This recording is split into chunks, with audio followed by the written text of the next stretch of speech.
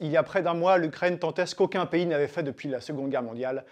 attaquer le territoire russe. Le 6 août, l'armée ukrainienne a investi une partie de la province de Koursk et selon les dernières estimations, elle y contrôlerait maintenant entre 1000 et 1200 km², soit un petit peu moins que la superficie du Val d'Oise, qui, il est vrai, est l'un des plus petits départements de France. Mais après avoir progressé rapidement au cours des premiers jours de l'offensive, grâce d'une part à l'effet de surprise et d'autre part à la faiblesse des défenses russes,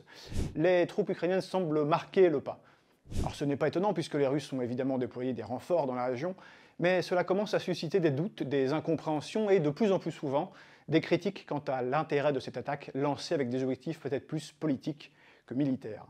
Et ces critiques sont d'autant plus importantes que dans l'est de l'Ukraine, les troupes de Kiev reculent. Depuis plusieurs semaines, elles sont notamment en difficulté aux alentours de Pokrovsk, un important carrefour routier et ferroviaire près duquel les Russes avancent plutôt rapidement, ou en tout cas beaucoup plus qu'ils ne l'avaient fait ces derniers mois. Et comme les Russes entendent continuer à concentrer leur effort dans ce secteur, la ville pourra bientôt être le théâtre de très intenses combats.